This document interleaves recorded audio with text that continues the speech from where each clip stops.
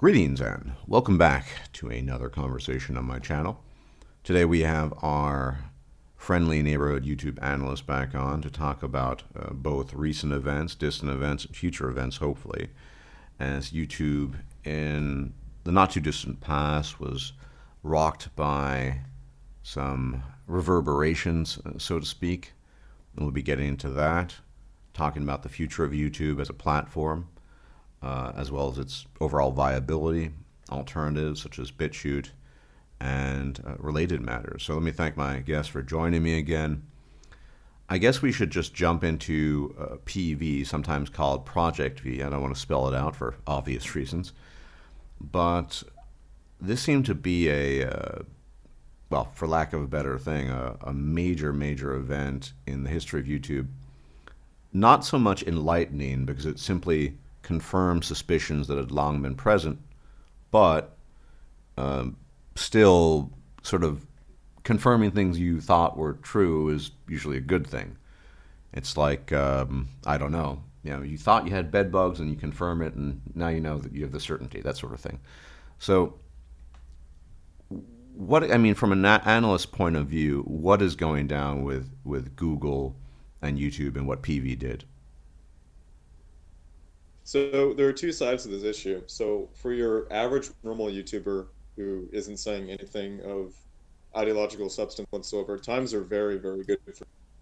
Just when everyone's views are up, the recommendation algorithm gets more powerful. But if you say anything that's even just like has the hints of the slightest social deviancy, well, at best you're doing verbal hopscotch, which is like you've had to do in these past even a year. Or on the case of, God forbid you do any news content, you're on the out and out. I can't think of a time where any sort of news searches on YouTube has been more corporate and sanitized ever than now. And you can see the roots of this, I think, with the Alex Jones banning. Unfortunately, many people have moved on from. I remember in 2016, Donald Trump's first major alternative media interview appearance was actually on Alex Jones' show. It was either directly preceding or directly after the first Republican debate. And I can remember a lot of people from my social circle telling to me at the time that that's actually what made them think that Trump was legitimate versus just running for a publicity stunt for his TV shows. Because you have to think, someone has to be truly serious about opposing the establishment. Of all places they go on is Alex Jones' show, and they risk the negative publicity from that. But then speaking very generally, just based on the revelations that came out from the PV videos, yeah, it's really not looking good, but also it's not nothing we've said before. The good news is that since we last talked, the alternatives such as BitChute and others have gotten stronger, but there's a long way to go. I mean, even ignoring the removal of Alex Jones and him no longer being, he used to dominate the search results, which was quite interesting. Obviously not so much anymore. If you Google anything, or if you do a YouTube search for any major news event, they forcibly surface the mainstream news channels ahead of it, to the point where I find that YouTube searches, even for current news, it's incredibly unhelpful, because obviously the mainstream news stories aren't very helpful at all. But also, I wonder if anyone's noticed too, I've noticed this across all the various accounts I run, which if you have a dummy YouTube account, you can train the algorithm to think you have a certain type of interest just by clicking on the videos shortly after you register it. So I have many different dummy YouTube accounts that have different personalities, whether it's ones that are interested in pets, cooking, or whatever. And I noticed that the ones that kind of had more tailored political recommendations for the YouTube videos, they definitely have sanitized people's recommendations within the past, I would say, 3 to 4 weeks. You're very much less likely, I think, to get videos about history, alternative media, alternative politics. I definitely have seen a marked increase in them trying to recommend these kind of these distraction genres like games, movies, shows. So I noticed on one of my channels, which I don't log into very frequently, but it definitely had like a political viewing history. All of a sudden, they were shoving Marvel movie recommendations and, again, other entertainment crap that's designed to distract you. And obviously, we know from the main video that this is to prevent the repetition of another 2006 scenario, which, it seems like everyone's so jaded now, but I do have to remind people it's really incredible that it's gotten to this point. I don't know what you think about it. It's interesting you mentioned this. The other day I was sort of just browsing, I was checking it. Sometimes I'll randomly, I need to preface this. No, I'm not a communist or socialist, but every now and then I'll check out a David Pakman video. He's a progressive YouTuber, you could say. Not insane, though, which is why occasionally I'll watch his videos. In any event, he made this point about his own sort of ups and downs. And the interesting point that he made was that the algorithm is crushing him in views, much less so for his subscribers proper who regularly watch his material, and I'm not sub to him, and much more so for the people that just, I guess, like me, who randomly watch videos. So he showed some graphs with some traffic, and so the random people like me and other people, I'm sure, that which made up apparently a huge chunk of his AdSense revenue. That's the same way for every channel. Most views come from non-subscribers rather than subscribers. And it's been just kind of shunted away. It's just not there.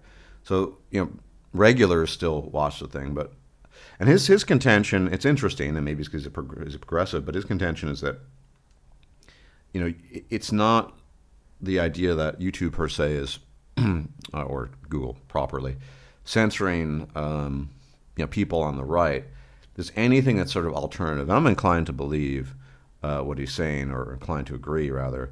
Anything that is deviant from, I hate to use the term sort of corporate media, that's the term he uses, mainstream perspectives, even if it's progressive, you have some different take on healthcare or whatever. He claims anything that's just a establishment versus like how you would say ahistorical or a-religious, not necessarily one or the other.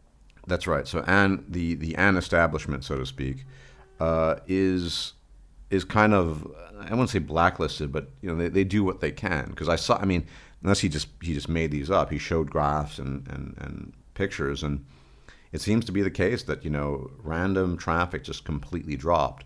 Now I'll only watch him if there's some title that I think is of interest, that I think is worth checking out, which is rare, but still, it seems to be really anything, as you pointed out, that's not in sync with establishment views. And so his perspective is that, yes, maybe Google has a certain direction they want to push things in, but at the same time, they're more or less synced with things like CNN or Fox or the usual. And the theory, not his theory, but I've seen in comment sections, people subscribe to this theory at least, is that this is sort of the last ditch attempt of what's referred to as legacy media to sort of capture the hearts and minds of people by just taking advantage of the latest technology. They're probably in monetary bed with Google or something to essentially to steer traffic a certain way. I don't know what your take on that is, but it's interesting. You have to wonder about that. You have to wonder about that because both CNN and Fox News, MSNBC, I won't disagree based on what angle establishment media takes. It's utterly uninspiring.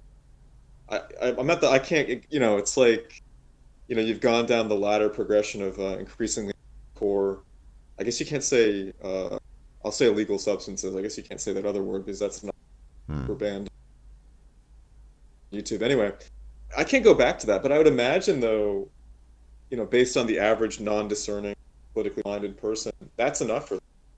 I mean, these days you would even almost consider the Young Turks as like massively out there because I would say sometimes they are on the right spectrum when it comes to economic inequality and the trappings of capitalism.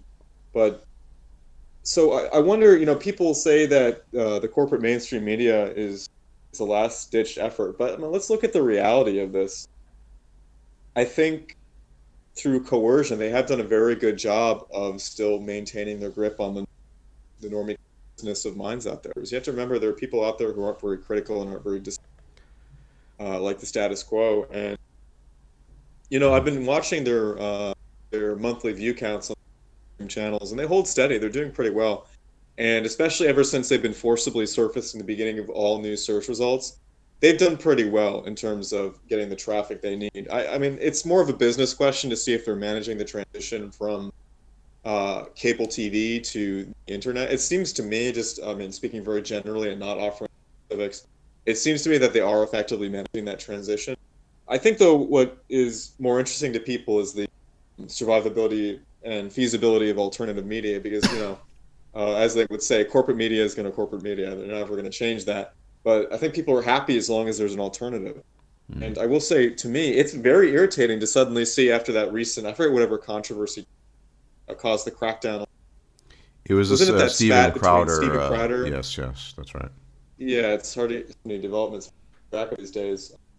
It was very irritating, I have to admit, to suddenly have my recommendations have Soma pumped into them to the point where it's just, again, banal internet entertainment. Yeah. I think most people would be content as long as there's an alternative, and it seems to be less and less there aren't. Yet, channels hold on. I'd imagine many people who watch this video are the type of people who they manually do the rounds on all the channels they want. As I notice channels that I like, they do not show up and recommended, even though I'm a religious viewer of them. So I do the rounds. I manually have to check their channel, and my memory is not perfect. But I think, it's like getting squeezed more and more between rocks. The level we're at now, even the last time we talked when it seemed untenable, the level we're at now is even worse. Yeah, and then I'm always forced to remember the time, sometimes referred to as the Wild West, and this is now antiquity by YouTube standards, when people made manosphere content such as, that word's probably banned, who knows, it's probably going to be demonetized regardless, but Barbarossa, in some of his most powerful pieces, was just not holding back. That channel wouldn't even exist. It would just be either completely demonetized or put into some sort of limited state because of some of the things he said. It would be tantamount to H speech, and I'm trying to figure out when things really change. When did the relative freedom that used to be so prevalent shift into this? You can't say this, you can't say that. There were whatever issues there were typically, like I remember one of the reasons why I transitioned from Stardust to Thinking-Ape was because of some really minor dispute that had something to do with some 1.5 seconds of a some sort of video or a picture or something. And some guy, you remember that, yeah, that caused havoc, and there were problems. But that was not you're being mean or something like that. That wasn't. These days, virtually every video I upload is initially demonetized. I apply for manual review. Sometimes they approve, sometimes they don't. This just was not the case, even 3 years ago necessarily, which seems like antiquity. That's deliberate. I run many channels that are completely normie-friendly content, and I never get. Right.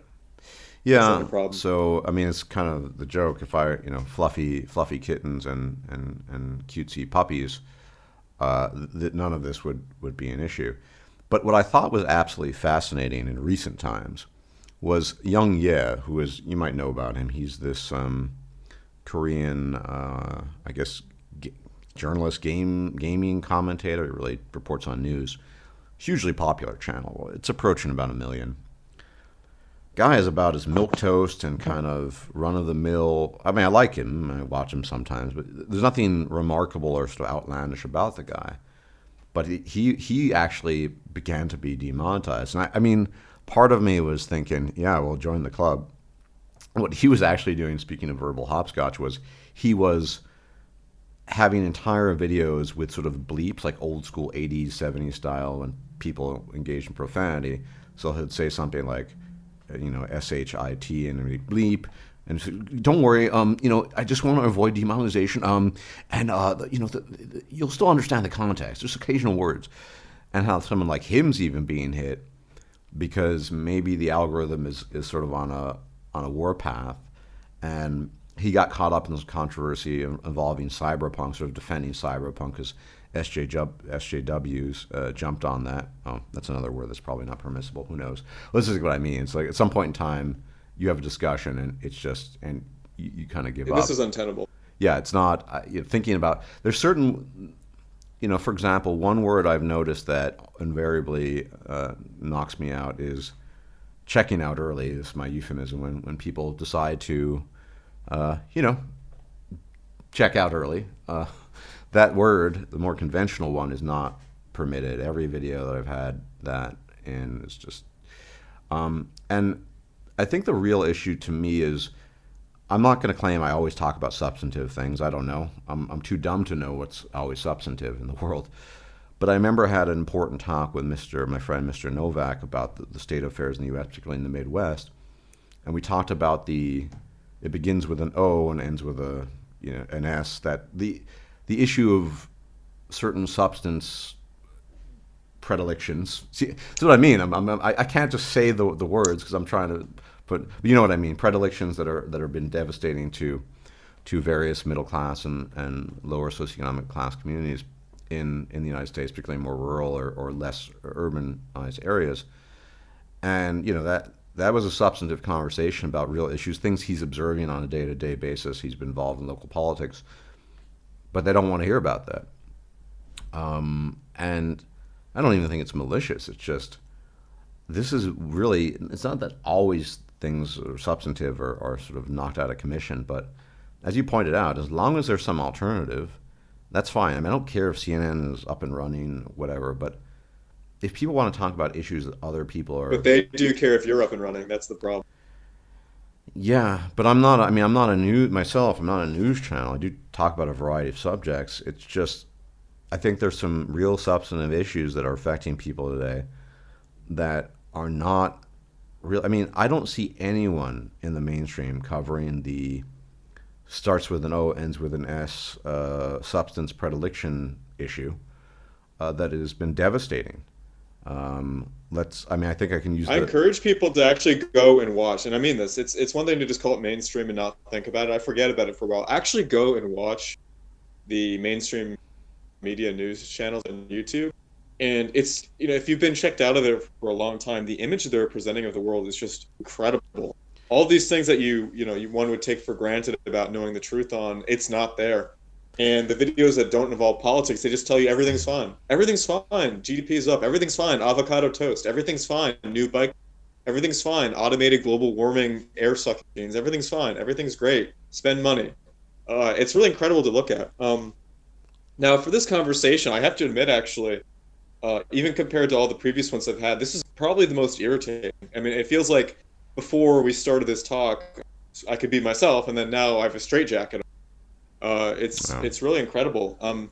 And it's not your fault, obviously, but having spent a little bit of time on BitChute, and I haven't made any, should, having spent some time, at least how other people have related to me on BitChute, you kind of forget the freedom of not having to do verbal hopscotch, and then when you're over there, it feels like you've been living in a smog-filled city, and then suddenly you go to a normal city, and you know what that's like when you breathe clean air for a long time. As someone who... You feel it. It goes through your entire body. Isn't it like an incredible experience? I remember returning from South Korea to a small town in England and just looking at the sky, and it was so clean, and I fell to my knees and I praised, and I praised the gods of the heavens for their munificence. It was So yeah, I mean, I'm thinking I probably will gravitate towards BitChute in the not too distant future. My concern is that here's the thing about BitChute, and these are my thoughts, and maybe I'm wrong about this. I've talked to a lot of people about this, and some agree with me, some don't. Remember, here are my thoughts. Yes, BitChute is increasing in viability, but here's the thing. Many of the people heading over to BitChute, they are people with certain views that are regarded as, by the mainstream, the most repugnant possible. There's certain classes of, you could say, topics of discussion that I typically don't talk about on my channel that are so verboten, forbidden, and just not encouraged. And my concern for BitChute will be in the future that it will sort of become the platform for that sort of thing. And then the mainstream could justifiably say, you see, look at the type of people going to BitChute. And it becomes this platform for... Yeah, that's a perennial problem. I hate to use the word extreme right. I'm a centrist, but people, who are more on the extreme on the right, and they'll just say, well, you see it, and then they'll say, but here's the evidence. Look at this channel. Look at this channel. Look at these videos. And then... Have you seen the front page of BitChute? No, I've not looked. It's a combination of what the people you were saying or UFO government type crazies. It's Right. a rough place, definitely. Yeah. So Well, you basically, it becomes a conglomeration of what's traditionally regarded as sort of the worst of the worst. I'm not saying they are, but that's the perception. People obsessed with certain questions, for example, or UFOs or whatever. And what happens then is it becomes known for that, and then people point fingers, and then who knows that you could get some sort of internet authority. I don't know what that authority would be to clamp down on and say, well, look, you're trafficking in the worst of the worst, so we're gonna. So I don't think long-term BitChute is viable because all it's going to become is essentially a junkyard for even if there are people who aren't as extreme. And again, I don't really mean it's hard to explain what I mean, but I think the audience knows what I mean, and as presented by the mainstream, quote unquote extremists, and they're people who are just maybe trying to deliver content that is not approved by the mainstream, and they'll be lumped in there too. And essentially, it'll be the loony bin, or at least the perception of that, and it could be subject to, as a consequence to all sorts of impeding measurements. And that's why I'm a bit skeptical about it. People talk about it all the time, but it's just not. I'm still convinced, and that YouTube, unfortunately, it's just got the size, the presence, and it's why, as rough as the waters are, maybe we are actually at the moment we're in maybe the Arctic trying to navigate without an icebreaker ship, yeah. treacherous waters. But BitChute is just it's become like the I don't know the Bermuda Triangle. It's just I've seen occasionally the people that post there. I have no problem. I think people should be able to say whatever they want. I don't believe in curtailing this sort of thing, but it's obvious the type of people who are moving in that direction. It's not typically people on the left, and so they're going to come up with a reason and say, "Well, look at this." That's what I think, and that's why I'm a bit skeptical about BitChute. Here's the thing about BitChute. Now, the thing about BitChute is it doesn't have this community for reasons about as YouTube, but at the same time, on BitChute, there isn't much cross-creator interaction, if you know what I mean. So, for example, you don't really see collaborations with people. It's mainly individual creators shepherding their own audiences over there, and they're not really, no one's really talking. Yeah. So that might help mitigate some concerns about But guilt by association thing. here's the other thing. I mean, as far as ad revenue is concerned, that's in most cases a big part of YouTube. You can expect zero. Right. So let's say, I mean, you have some channel that spends most of its time talking about, UFOs and what is that thing in Arizona, whatever, that everything, or Area 51. yeah, or everything's a government cover up. It's the Gulf of Tonkin, but everything is like every intervention. You're going to get or even more extreme views and what have you. What mainstream advertisement? That sounds really good. I mean, maybe some guy who sells, alien paraphernalia is some website, but in certain cases, like, well, check out this channel. But I just don't see anything happening there. Maybe I'm just too. But look at the shift in how audiences support creators these days. It shifts to more things like T-shirts, Patreon, digital goods and services. Yeah. I mean, I think half of the people in the network around your channel, they get demonetized 50% of the time, if not more anyway. I mean, I don't know why anyone's even still caring about or thinking about advertising revenue. It's zero at this point anyway. Yeah, I mean, I went a couple of months with no monetization. Eventually, I have no idea why it got reapproved, but I'm sitting about roughly half of everything just getting perma knocked out. Sometimes without rhyme or reason, I go back and think, did I say anything? It was unclear. Sometimes it's really clear because I see a pattern, and then obviously not hard evidence, but you have to think about what's doing this, and patterns establish themselves, certain words and phrases. But the point of BitChute is you run a two-site operation. You run the YouTube gateway, which is shepherding people over there, and then on BitChute, I think the appeal is and what people should do is just give up on ad rev. If you have anything of substance to say, you can just forget it. I mean, there are historical channels that have to give up on ad revenue too. And the point is that you go over there and you get that old spirit, that old feeling of pre-2016 where you can do what you want and say what you want. And, for a lot of people, the point always has been about expressing yourselves getting the ideas out there, and just free flowing experimentation on ideas and videos. And what I'm saying is that, similar to breathing that first lungful of clean air, you can get that over on BitChute. Yeah.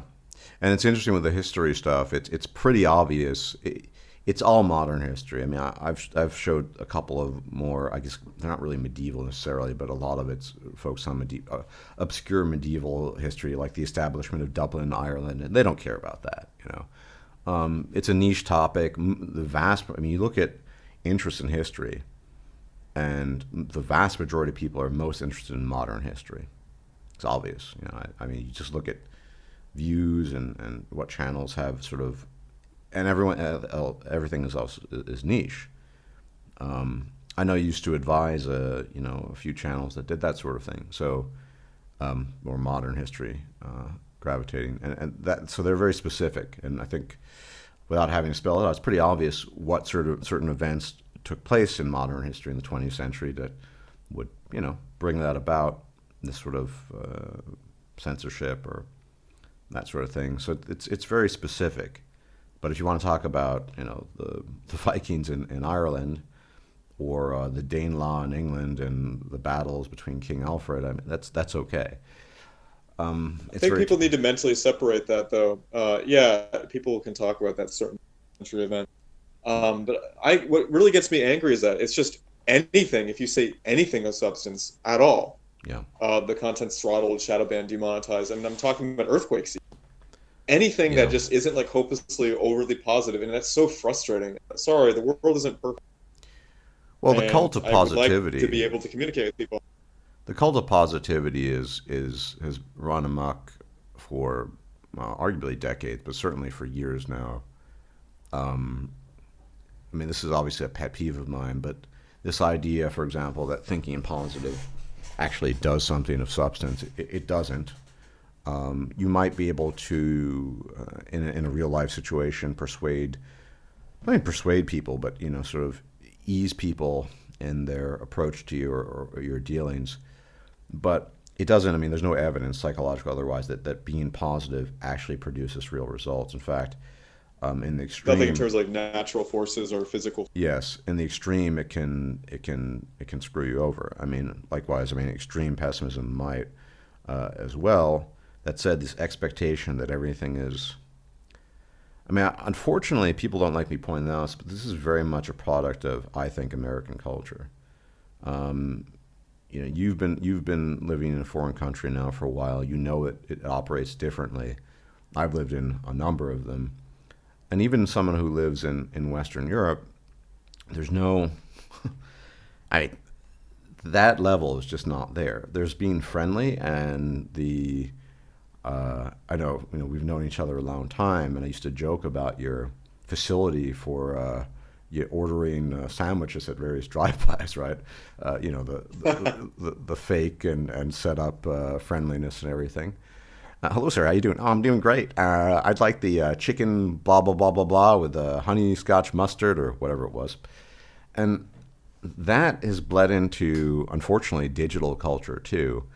And I think the reason why they do it is because positivity on the scale, it's simply not tenable, and it's not supportive of the world as we know it. There's the degree of positivity that's expected of human beings and people.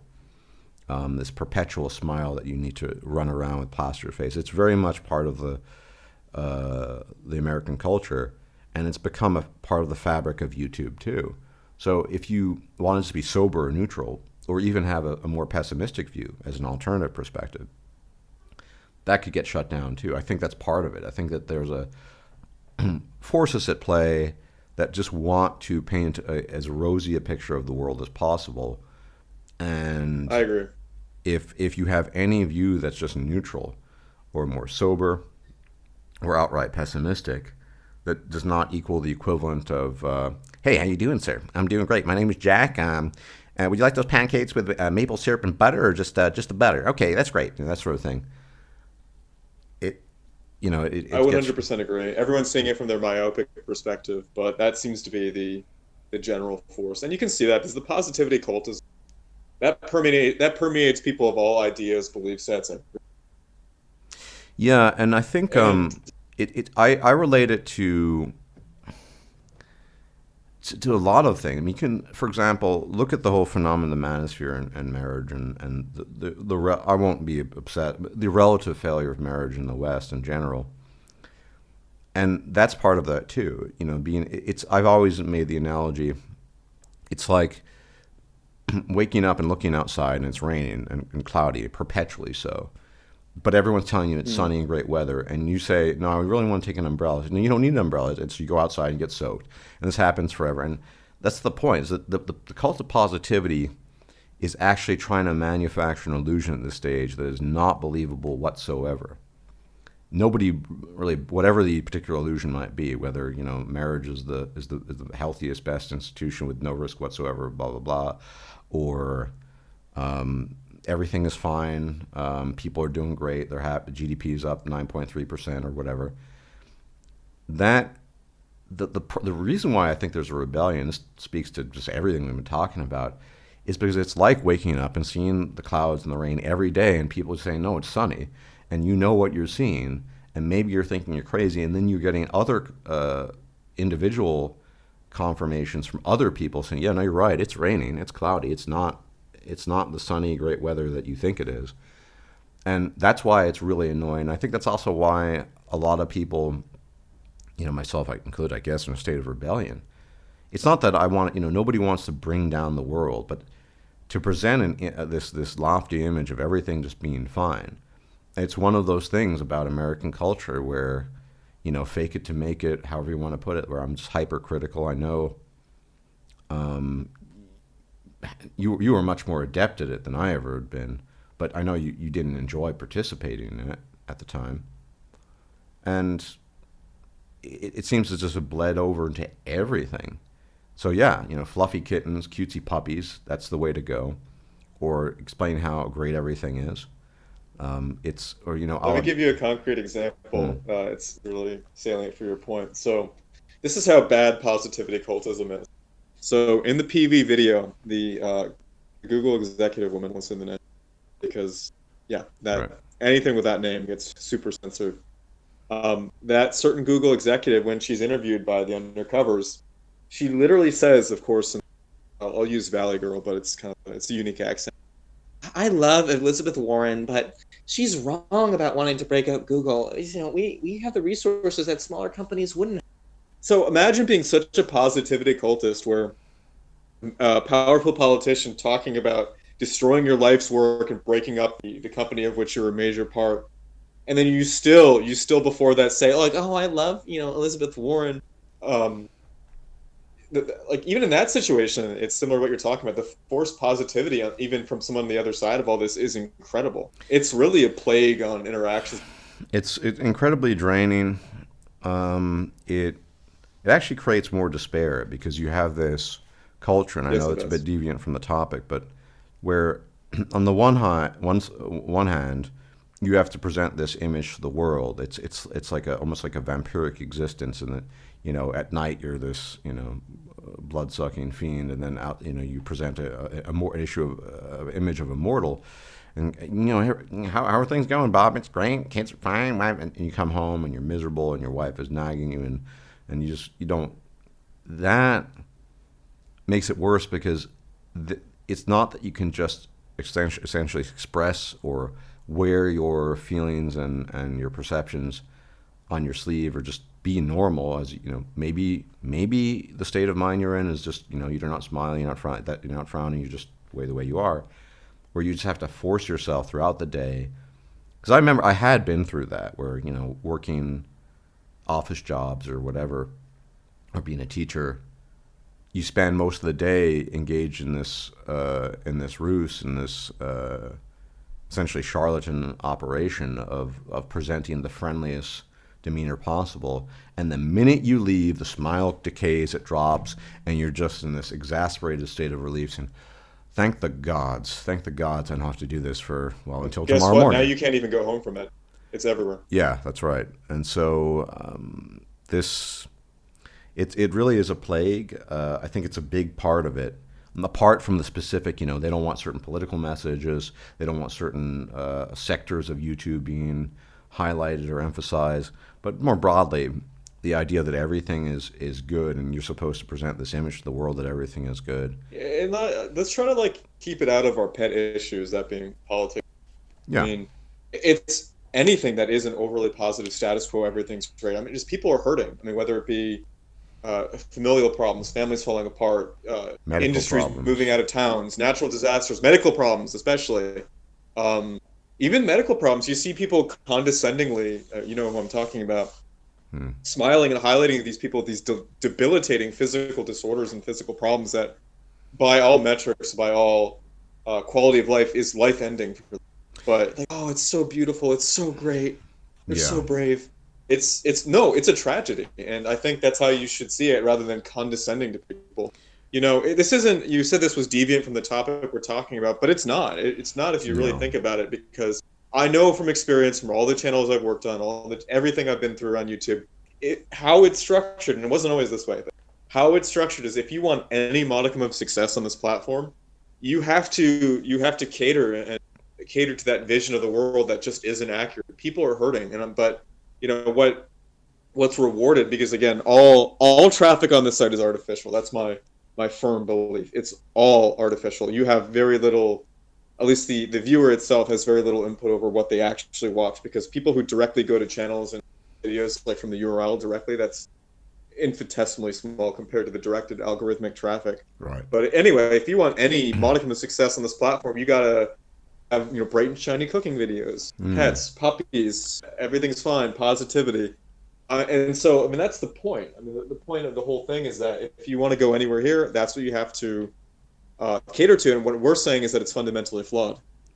Yeah, yeah. There's a German term that comes to mind to describe it, but yeah, it's a world of apparition and appearance. Die scheinheilige Welt. Yeah, and I kind there's of want to double back for just a brief moment to Young Ye. You said that he had to bleep out words for his yes, he videos. Is did that right? briefly. Yeah. Yeah, here's how sinister it is, though. Here's the thing. Even if you bleep out a bad word in one of these Expletive is videos, the term.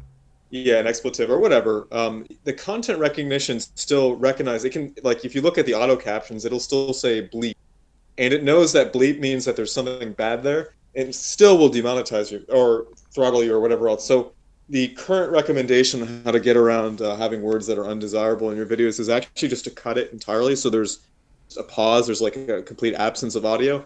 That thankfully can't be detected. It feels like trying these increasingly esoteric techniques against the Borg, and they always adapt. But yeah, that's the current way of getting around it. If I were him, I wouldn't bleep out his words. I wanted to say that before I forgot.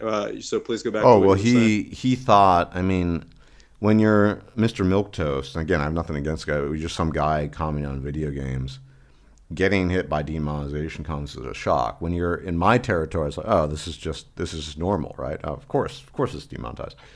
But so I guess he thought he would take precautionary measures. He did multiple uploads to test whether or not it would, and because yeah, you're just not used to it. And he's hard. I mean, there's an element of the positivity thing there too, because he's not.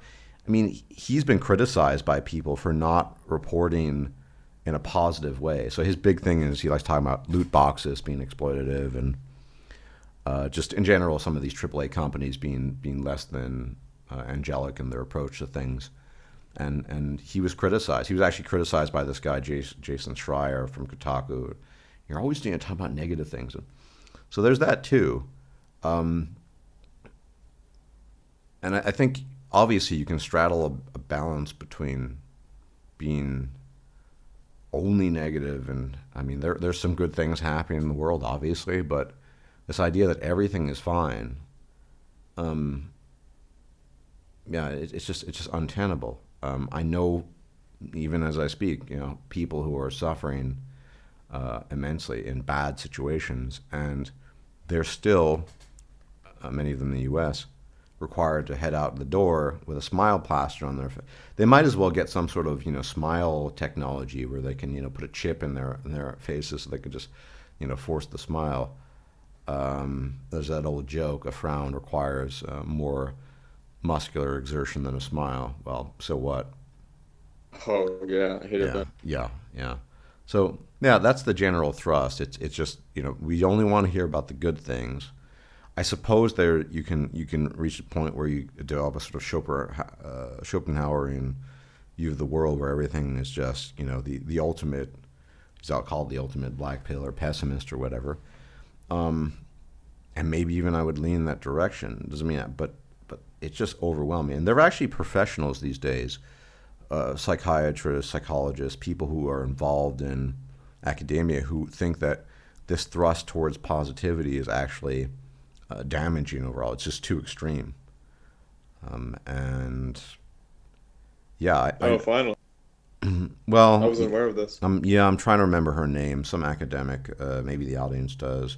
If not, I'll come up with it later, and maybe I can send you some links. But in any event, this observation is a very important one because that is the thrust of YouTube.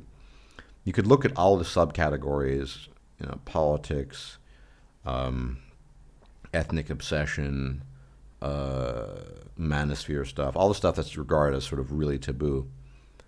But essentially, all of that is it. You could put it in a larger basket called "quote unquote" negativity, or that which is not positive. So everything is fine, nothing to look at here. And yeah, I mean that and I think we're going to be stuck with that for quite some time to come. I don't think we're gonna, even if other things were, they were less picky about specific types of content. Just saying that everything is fine, that's the model that they want to have. And I mean, how do you, if you want to be truthful or honest or substantive, then it's very difficult to stick to that line. It's even harder in real life in many ways. But nobody. One of the things I always valued about YouTube is that I didn't have to present that. I mean, one of my more I made a video years ago about essentially fakery and how obnoxious and pernicious it is. The price of the lie, specifically. One of my more popular videos, and it's that much more draining in real life. But the fact that one of the things I always valued about the internet, and specifically YouTube, is that you didn't have to present that, and then you could find people who recognize that you're trying to be as authentic as possible without the fake positivity. And yeah, some people actually do appreciate that, but increasingly it's very, very difficult to do so. You got to the core of the matter there for a moment, is that authenticity is not necessarily negativity or a bad thing. Authenticity to me is a virtue. Yeah, I mean, it can take on different forms. One man's authenticity is another man's fakery, I suppose. But people have been with me for a while. I'm not the ever smiling Cheshire cat. I don't walk around with a beaming smile on my face. Never been that way. Part of it has to do with my illness, but part of it is just I've never been that way. So being on a platform where you can just honestly talk about things without trying to put a paint job on it, as I like to put sometimes, to make it look a lot better or brighter or shinier, it's such a huge relief. It's something I think people crave. They want people to just essentially tell it like it is to the best of their ability. Doesn't mean I or other people are perfect in their interpretations or the statements that they make. Just rather than just presenting the sugar-coated paint job version of things to the world, which I don't know. I mean, in my experience, it does more damage than anything else, because it's living two different lives essentially. The life you present on the one hand when you're out and about and you come home and maybe things aren't great. Maybe you have medical conditions. Maybe you're damn near broke. Maybe somebody close to you passed away or whatever. It's untenable. But the claim made here, and I guess we're kind of delving into philosophical territory for those who would support it, is the same claim people make for facile views of free will, as if we were entities free from the laws of the cosmos, right? We're sort of special, right? It's the same thing, really. It's that, if you're honest with people, you're going to bring down people's motivation and their mood, and it'll have it'll have a ripple effect. And so hence why Yeah. we need to maintain all sorts of, I would call them fictions, for the sake of what, harmony, coherence, getting along, things like that. I'm I'm not so sure. I'm just not convinced about that, because it seems to me that the denial of these various things and the propagation of these fictions is leading to things like the crisis in the United States regarding substances, and other things as well. Not not healthy. So I'm If not. people can't blow up steam, if people can't, say the truth or hear the truth, they're going to blow up if there's no outlet for them. That's right. And That's right. you really need to point out every single metric of antisocial behavior to go into that. Yeah. Yeah. Now, for ourselves, I think, to take a cliche, we can take the more positive route in this discussion right now and actually talk about positive developments to this whole situation. Interested? Okay. Sure.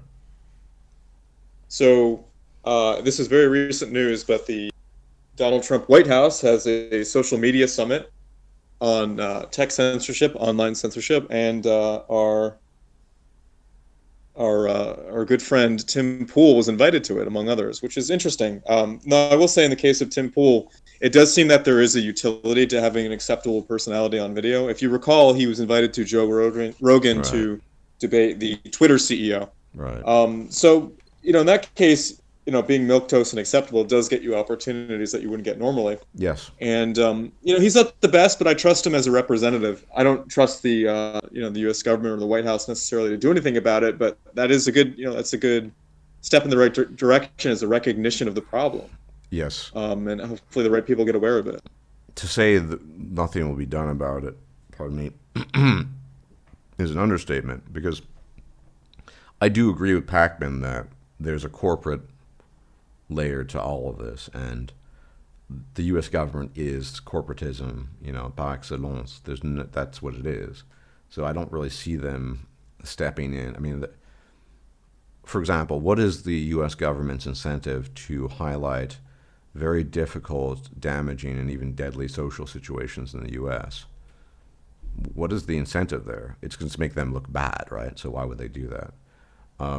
That said, Yeah, people would argue that the social media side, there's the incentive that, it's what got Trump elected in 2016. If he lets his base and supporters get annihilated, there's no hope for him. yes, that's certainly the case. But I mean, it's great, Tim Pool with his beanie. I think he just needs to shave it off, but whatever. He'll show up there, and I guess Nothing will happen. nothing will happen. But he'll have his presence there, and he'll be able to continue and report. And yeah, People will feel better, keep a little hope for a little bit longer. we sure, there's a necessity to have people like Tim Pool. I mean, the gaming, I guess Young Yao is another one who just sort of gets invited everywhere, and everyone likes him because he's very personable and just sort of nice and milquetoast, and that's valuable. But that can't be the only thing, right? I mean, people need to be able to talk about It issues. is the right thing to do to explore the mainstream channels for solving problems and doing things appropriately in a civilized manner by the book. So I commend people going down that route. I'm just not optimistic about it. Yeah, yeah. I mean, as somebody who analyzes YouTube for a living, you just basically, if you want to have a successful channel, you might as well make it about puppies and rabbits and whatever. Yeah. If you want a successful channel, I wouldn't be within 1,000 miles of this channel. Yeah. Yeah. Nothing personal. It's just how the system's set up. Yeah, of course, obviously. Yeah. No, I know this is, a very rickety channel, but as a No, not in that way. It's not rickety as the quality of itself. It's a rickety as the quality of the system. well, that's what I mean. Yeah, I'm perpetually in a precarious situation. Remember early on, MGTOW content used to dominate. I mean, Barbarossa, 100,000 subscribers, and in 2010, that was a big deal. Really, 100,000 subscribers, that would be like 1 million plus today, maybe even 2. Yeah, I don't know if he had quite that so- number, but it may have been half that. Yeah, it was a big deal. He was able to say, without these constrictions and constraints, would not fall back on it was a different time. I don't blame him for checking out. You know, people. By the way, when I refer to the late great Barbarossa, I don't. To the best of my knowledge, he's not deceased. He just isn't on YouTube anymore. So, yeah, I don't really blame him.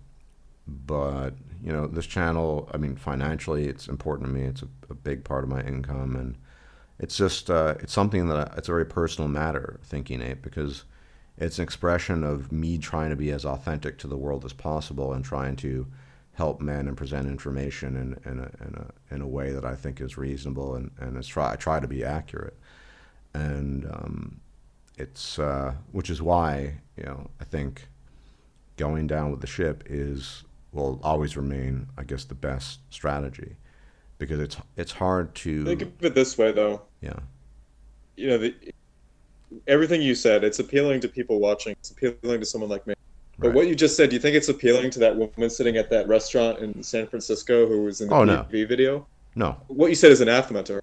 Oh, absolutely, absolutely, without So question. your neurotype, if you will, whether it's expressed through videos or what else, they want to exterminate it here.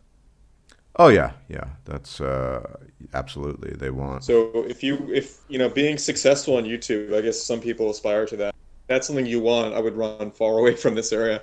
Yeah, I want to. I obviously, who doesn't want to, The quote price will unquote? be the truth, though.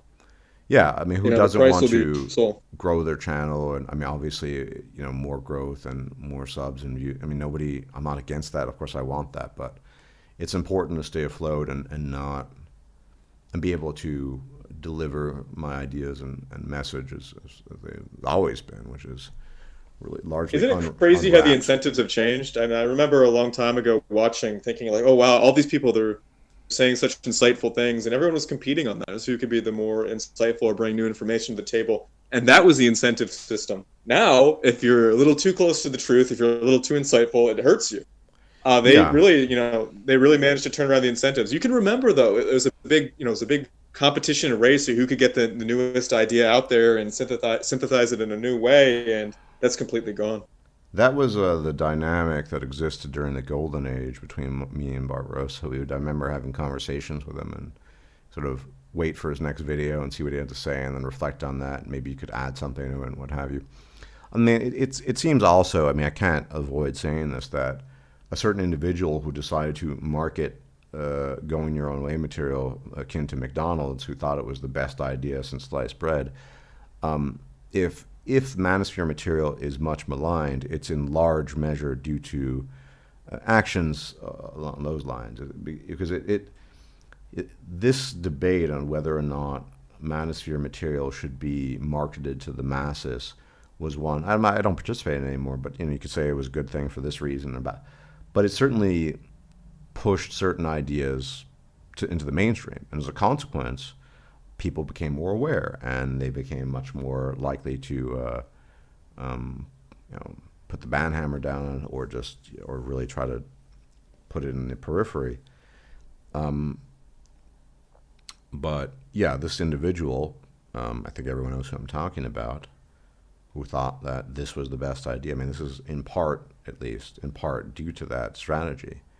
So now everyone knows what MGTOW as an acronym means. They have 1,000 different ideas, and the average normie conflates it with all sorts of things like, you know, incel or what have you. But yeah, everyone knows what it means, and I guess that's that particular gentleman's legacy. But it certainly didn't help in the quality and of the message, so to speak. But what can you do? Such is the nature of everything. Yeah, if you remember, you think of the path not taken. If you remember the things you and Barbarossa have been criticized in the past, it's not the same thing that the mainstream criticizes MGTOW about. Oh, I said it. Well, it's over now. Anyway, it's not the same thing that the mainstream criticizes that now. So, and I won't list out all the accusations, because it's pointless to give it oxygen. But just think of the difference between what detractors have said about you versus what the mainstream now says about MGTOW, and the difference is stark, because you and him and others had a different approach that I think that brought a characteristic of quality to it. Yeah, And not only, also completely shut down criticisms and of you most remember varieties. too at the time the gentleman who wanted to turn MGTOW into McDonald's, he was a bit of a positivity cultist himself. He didn't think that people like me and Barbarossa, that we were being positive enough or accessible enough or whatever. Um, that was his idea. This isn't accessible enough. We need to just make it mainstream. Just have the generic, really tasteless white bun with the generic, not so tasty artificial meat, and get your hamburger. That was one of his. And so it's strange, that this gentleman was kind of in a way, part of this push for positivity, right? Although I think these days, and I have no idea, but he's probably at the receiving end now, because in part, he pushed the message. He wanted to push MGTOW, because it's probably already demonetized, out into the masses, and that's what he got, and always with his positivity. One wonders if that was ultimately a good decision. So many of the original good content producers are gone. I'm sort of a relic of the past, hanging on by a thread. And I mean, on this matter, it's amazing. I talk to young men frequently. They don't even know who Barbarossa is. And obviously, if you've never heard of Fine, but when you think about the impact his videos had on me and other people at the time, and you remember it, it was incredibly transformative. And even if you didn't decide to ultimately, quote unquote, go your own way, the information was incredibly valuable. Now, I'm not sure. I mean, there couldn't be a Barbarossa in this time, at this current juncture in time. It would just not be possible. Too many limitations to that sort of creativity, that sort of oomph, for lack of a better expression. So, yeah. Yeah, here's the reality. I think you have perverse incentives and also perverse outcomes if you try to bring the truth. In my experience, it's always been the opposite. The mainstream always lags behind many years or a few years behind the truth. At least for me, I've noticed that I've been ahead of it by years, and a few examples, which I'll give later. And the mainstream eventually does catch up just by necessity, that you can't deny reality for so long. And so I think it's pointless to McDonaldize something or try to bring it to the mainstream, just because it's taking pure water and throwing it to the garbage bin. Usually the mainstream catches up. I think people always complained about those image board communities that their jokes could be sanitized by the more mainstream internet communities. An example of this too is and I'll give an example. There's so many things, but like Bitcoin, right? Bitcoin used to be the domain of libertarian types, smarter types of people, and now I've seen just frankly very low cognitive ability people making videos about it when it was spiking years later. That's an example of being years ahead of the trend. Now, computers, that used to also be the domain of more technically apt people. Then eventually the mainstream caught up to that. So I think if you say something compelling, if you have the truth, if you are improving our knowledge and society generally, the mainstream will come to you, not the other way around. If you try to change it up to bring it to the mainstream, you'll lose the essence of what made it appealing in the first place. Yeah, and then there's what I call sort of the hollowing out of the mean. It's I know you're not a comic book aficionado, but I used to collect comic books pretty vigorously. I was thinking of that when I was speaking. Yeah. Yes, vigorously in my youth. I probably stopped sometime in the late '90s, but from the '80s on, I had a good run, maybe a decade and a half, and maybe even longer. And all I can say is that trying to make comic books accessible to the mainstream, and more importantly, sort of this whole cinematic universe business, we see what's happened, because this happens in every sector, in every quadrant. It's happened in the gaming world, where trying to make things more accessible has reduced the overall quality. Yes, they have better sales. And so it really is a trade-off. And I mean, in this sense, that the man who wanted to turn MGTOW into McDonald's was correct. It's a trade-off between insight quality that will not be accessible to all, just like the same in the gaming world, and the same with comic books, and take your pick of the genre of entertainment in this case, or just getting it out to the broad masses, as many as people as possible. And yeah, that has to be diluted naturally, and that's what I refer to as the hollowing of the mean. The the original stuff that was compelling, in whatever it might have been, would not be compelling to the average person years later, whether or not it comes from, whether it's brought to them via direct transformation, as our entrepreneur here had tried and I guess was successful in, or the other way around. So I think, that's just the nature of things. And I, for one, I thought certain things would be, I guess, protected from that, but I can't think of a single area where that is, in terms of entertainment at least. So Dungeons and Dragons used to play that too, and they've gone through various iterations. Now it's kind of the dumbed down versions for Generation Z or whatever. That's just how it is. The only exception seems to be actual scientific endeavor. So you have the sort of presentation of the basics, so people just, yeah, man, genetics and science are really cool, bruh. That sort of thing. And then the actual scientists doing the work. And if you want to bridge that gap, that requires a lot of effort, especially as a layperson. So I have a pretty pronounced interest in genetics, especially historical genetics. I had no background in it. It's been recent years. So you read something like, you look at it like a PCA, a principal component analysis, and you have to understand what's going on. So there's that sort of thing. And so that stuff will remain, I don't want to use the word pure, but it'll remain substantive because the people who are involved actually know what they're talking about. And there's too much of a gap in that regard to bring, say, real science to the mainstream. I know you have an interest in cosmology. Well, the vast majority of people, they're probably not going to be interested in the mathematical equations that go into coming up with, why we know there's going to be a heat death of the universe or what have you. It's like, oh, that's a cool story, bro. No, they're like artist renderings. The same thing with genes. Like, I'm 41% Portuguese, something like that. That stuff will be preserved because they're real people doing it. But the stuff that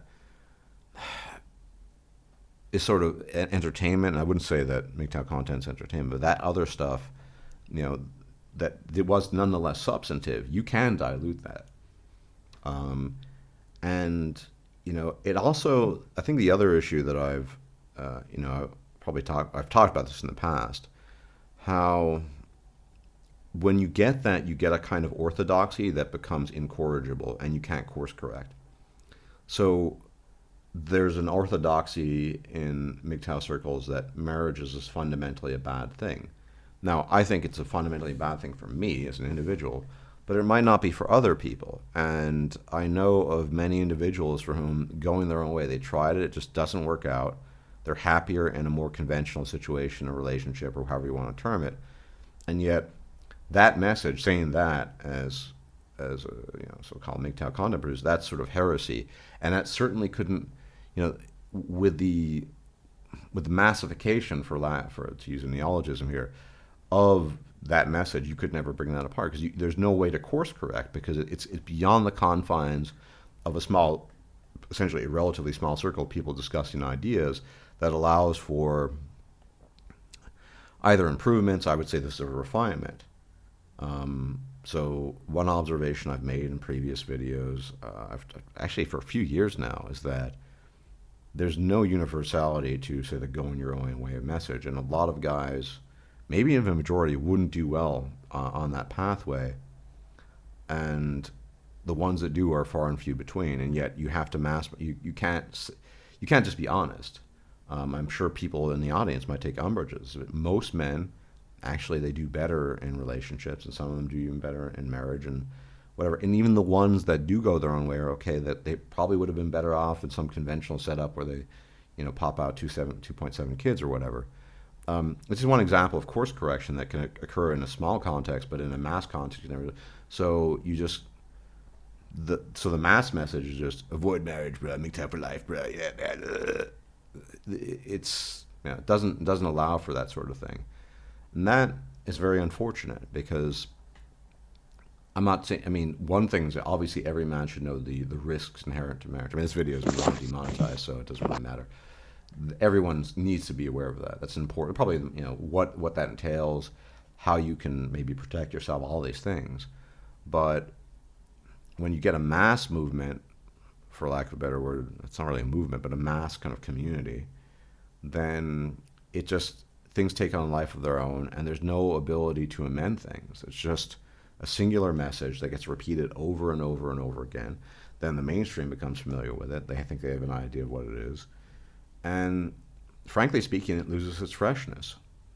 My own thoughts have evolved over the years. I know when I first started, I thought there was a much greater universality to the MGTOW message than I think now, because I've just seen the evidence. I've seen men actually suffer, quote unquote, going their own way more than they would otherwise, which tells me, although that wasn't the case for me, that yeah, maybe it's not as universal as some people claim, and maybe it's not, that it's certainly not a solution really to anything long term. And that's a very sobering view, but I've changed my views in line with the evidence, right?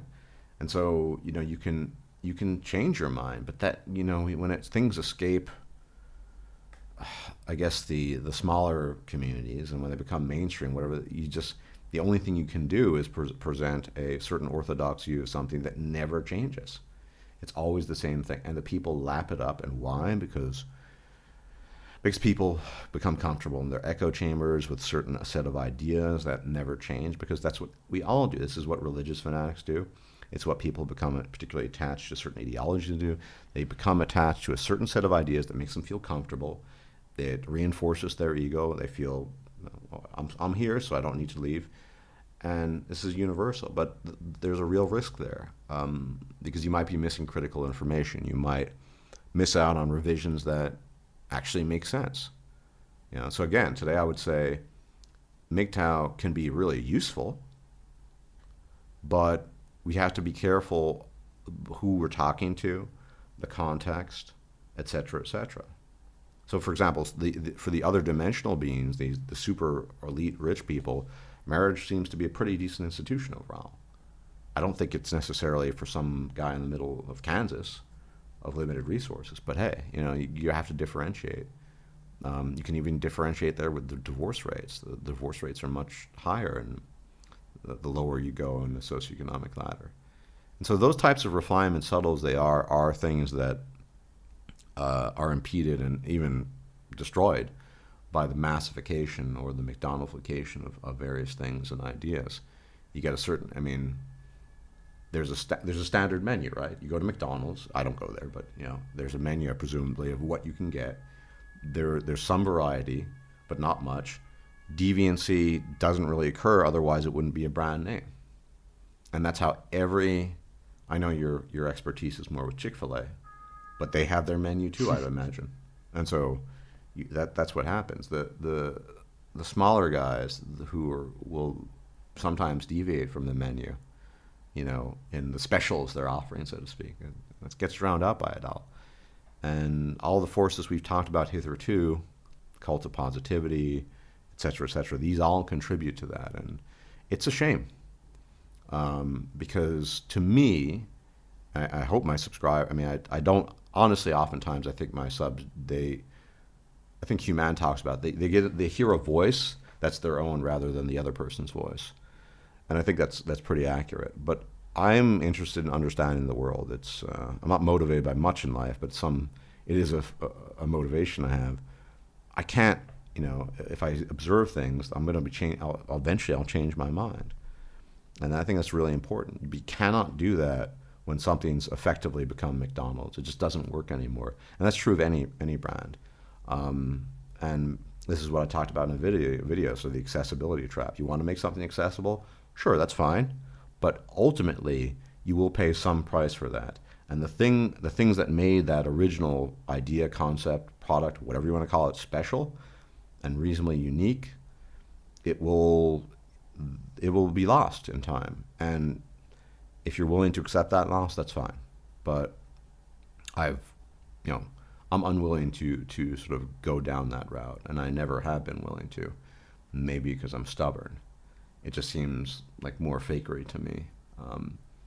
To remove from the world individual thought, individual development of thought, revision, getting a different perspective, on things. Well, I'll give you an example. I mean, I know I'm a bit of a rant here, and I hope I'm not keeping you up.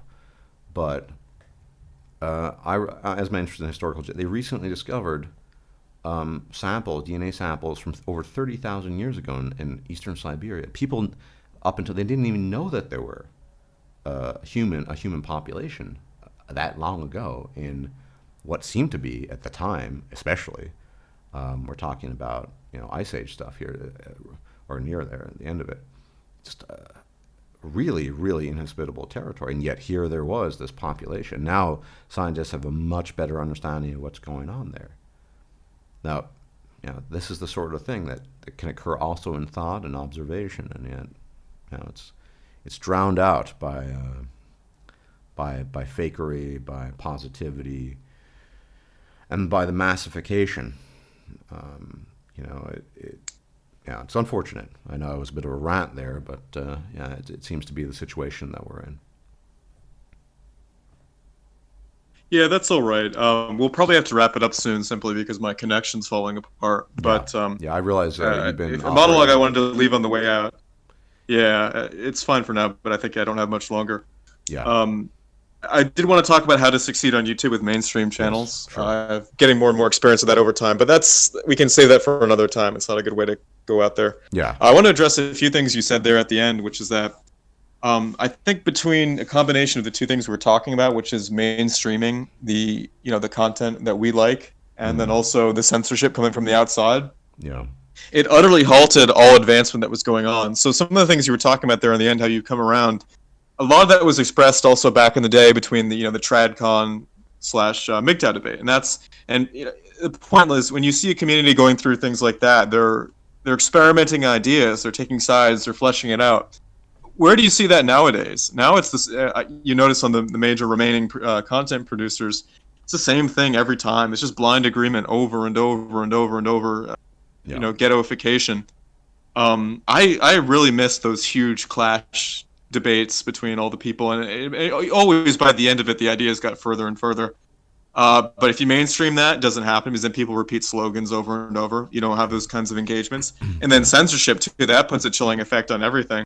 Yeah. So I guess the point of all that is just to lament what happened, and a lot of that's touching on what you were observing before in your monologue. Yeah.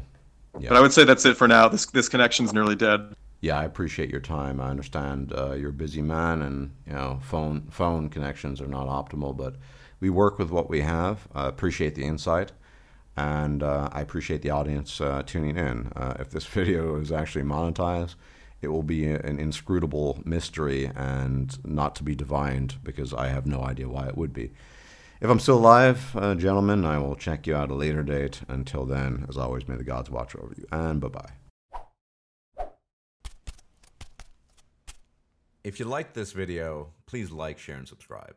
And if you enjoy my content, please consider making a donation or becoming a patron. Thanks for watching.